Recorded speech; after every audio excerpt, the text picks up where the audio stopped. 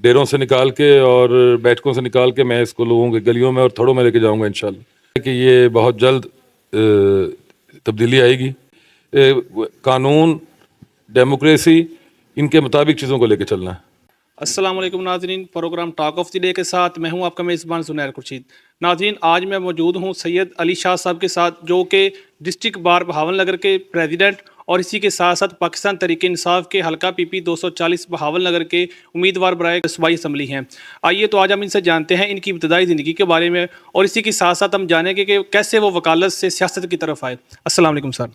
وعلیکم السلام، کیا حال ہے آپ کا؟ ٹھیک ہے، شکر اللہ کا. سر آپ سنائیں، آپ کیسے؟ جی شکر اللہ کا. سر آپ سب سے پہلے اپنے ابتدائی زندگی کے بارے میں بتائیں، کس طرح آپ وکالت میں آئے؟ آپ کی جو ساری فیملی ہے وہ ڈاکٹرز ہیں، آپ کے باپ دادا سارے، اور آپ ان میں سے کس طرح وکالت کی طرف آئے؟ شکریہ. اس میں سب سے پہلی بات تو یہ ہے کہ جو میری مدر سائڈ کی فیملی ہے وہ سارے لائرز ہیں، تو یہ وہاں سے آیا. اور ابتدائی لائف اسکولنگ میری saint Joseph convent high school Murree کی ہے. اس کے بعد میں نے ادھر بہاول نگر سے اپنی باقی ایجوکیشن کی، گریجویشن تک، اور پھر لاء کیا. اور شروع سے ہی وکلا پولیٹکس میں ایکٹیو رہا. 2013 میں سیکٹری رہا ہوں بار کا، اور 2018 اور پھر 2019 2 سال پریزیڈنٹ رہا ہوں، اور اب 2023 میں پھر پریزیڈنٹ رہا ہوں. تو اصل میں یہ جو سیاست ہے یہ میں سمجھتا ہوں کام ہی وکلا کا ہے. قائد اعظم محمد علی جناح رحمۃ اللہ علیہ، انہوں نے پاکستان بنایا اور وہ بیرسٹر تھے، تو اصل میں تو یہ کام وکلا کا ہی ہے. اور اب میں نے ٹکٹ اپلائی کیا ہوا ہے PP 240 سے تحریک انصاف کا، اور اگر پارٹی نے مجھے اس قابل سمجھا تو الیکشن کنٹیسٹ کریں گے ضرور انشاءاللہ. اچھا، آپ نے پیپلز پارٹی پہلے جوائن کی ہوئی تھی، تو اس کے بعد آپ نے PTI جوائن کی. تو PTI آپ نے کب جوائن کی تھی؟ PTI میں نے، میرا خیال ہے مارچ میں جوائن کی ہے اسی سال. اور پہلے میں بالکل 1986 میں ہم مری پڑھتے تھے تو بی شہید اپنی جلا وطنی ختم کر کے آئی تھیں، تو وہاں ہم نے بی کو دیکھا تھا. تو اس دن سے لے کر پھر ٹل مارچ 2023 تک میں پیپلز پارٹی میں ہی رہا ہوں. تو لیکن پیپلز پارٹی میں بھی ایک نظریے کے تحت تھے، شخصیت پرستی کی وجہ سے نہیں، اور اب تحریک انصاف میں بھی ایک نظریے کی وجہ سے ہیں، اور وہ نظریہ ہے سول سپرمیسی. تو آپ کو کیا لگتا ہے کہ عمران خان جو ہے وہ اب باہر آ کے الیکشن لڑ سکتے ہیں؟ دیکھیں، یہ تو عدالتوں میں ہے یہ معاملہ، اور مجھے پوری انصاف کی امید ہے، اور مجھے یقین ہے کہ خان صاحب ہمارے درمیان ہوں گے انشاءاللہ. اور ان کو ہمارے درمیان ہونا بھی چاہیے. وہ اس لیے کہ اس وقت پاکستان کی 80% پاپولیشن جو ہے تقریباً وہ خان صاحب کے ساتھ ہے، اور اس طرح ان کو انصاف نہ فراہم کر کے اور اس طرح ان کو قید رکھ کے میں یہ سمجھتا ہوں کہ آپ پاکستان کے ساتھ زیادتی کر رہے ہیں. اچھا، آپ نے PTI اس دور میں جوائن کی کہ جس دور میں PTI کو لوگ چھوڑ رہے تھے، تو آپ کو نہیں کسی کی جانب سے یہ کہا گیا کہ آپ بھی PTI چھوڑ دیں کیونکہ اس کا جو ووٹ بینک ہے وہ پہلے سے کم ہو گیا ہے اور لوگ اب اس کی طرف نہیں آئیں گے، لوگ ڈر چکے ہیں؟ دیکھیں، میری بات سنیں. میں نے پیپلز پارٹی میں جب رہا تب بھی میں ایک نظریے کے تحت تھا، جیسے میں نے آپ کو پہلے بتایا. اور خان جس موقف پہ کھڑا ہے وہ میں نے آپ کو بڑی سمپل الفاظ میں بتایا ہے، سول سپرمیسی. اور میں نے بچپن سے بھٹو کو پڑھا ہے، بی کو پڑھا ہے، ان کی بہت ساری کتابیں میں نے مطالعہ کی ہیں. تو میرا یہ میں اس بات پہ اس نظریے پہ بہت سختی سے قائم ہوں کہ حکومت عوام کے ذریعے بننی چاہیے، اور یہ اختیار انہی کے پاس ہونا چاہیے، اور کوئی بھی شارٹ کٹ یا شارٹ ٹرم منصوبہ جو ہے وہ پاکستان میں کبھی کامیاب نہیں ہو سکتا. اچھا، جو ملکی حالات اس ٹائم جو چل رہے ہیں، اس میں آپ کیا کہتے ہیں کہ یہ کس طرح سیٹ ہوں گے؟ دیکھیں، پہلی بات یہ ہے، اس میں یہ بات بہت سمجھنے کی ہے، یہ سوال آپ نے بڑا اچھا کیا ہے. اس میں پہلی بات یہ ہے کہ جب تک آپ کے تمام ادارے اپنی حدود میں کام نہیں کریں گے اور ان کو یہ نہیں پتہ ہوگا کہ یہاں سے ہماری لمٹ یہاں ختم ہو جاتی ہے، تب تک میں آپ کو بتاؤں آپ اسی طرح رہیں گے. ہمیں یہ بہت زیادہ ضروری ہے، مقننہ انتظامیہ، عدلیہ اور باقی جو ہمارے ادارے ہیں، ان کو اپنی ڈومین کا، اپنی لمیٹیشن کا پتہ ہونا چاہیے. آپ ابھی جو ریسنٹ کرائسس بھی رہے ہیں اسمبلی میں، آپ دیکھتے رہے ہیں، گورنمنٹ جب چینج ہوئی ہے اس وقت بھی آپ نے دیکھا ہوگا کہ کتنا بڑا کرائسس آ گیا تھا. اور یہ جب تک ہمیں اپنی ڈومین کا نہیں پتہ ہوگا اداروں کو، ہم ترقی نہیں کر سکتے.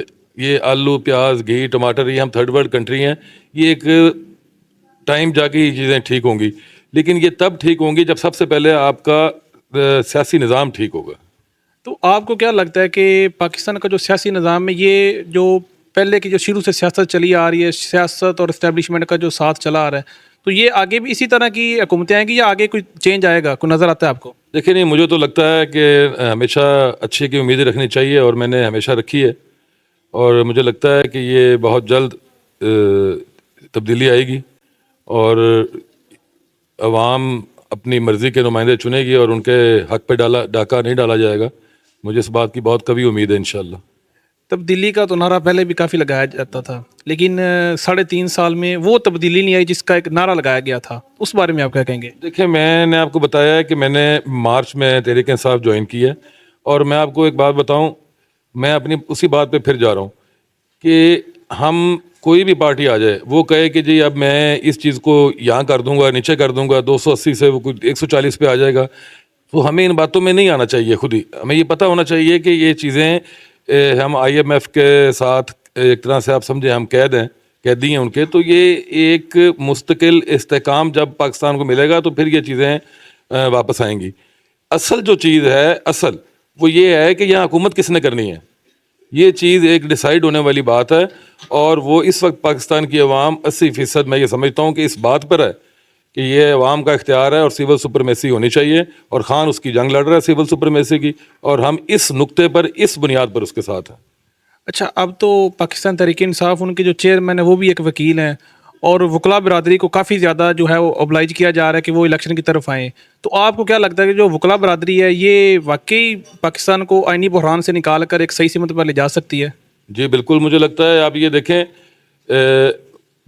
میں اس میں آپ نے اوبلائج کا لفظ استعمال کیا ہے نہیں، میں نے جیسے آپ کو یہ پہلے بات کی ہے کہ یہ سیاست اصل میں کام ہی وکلا کا ہے، کیونکہ وہ لاء کو سمجھتے ہیں، وہ قانون کو سمجھتے ہیں، ان کو ایک ایک چیز کا پتہ ہے، اور وہ بات کرنا جانتے ہیں، اور ان کو اپنے عام پبلک سے زیادہ ان کو اپنے حقوق اور اپنے رائٹس کا پتہ ہے، اور وہ عام پبلک کو عام بندے سے زیادہ ان کے حقوق اور ان کے رائٹس اور دلوا سکتے ہیں۔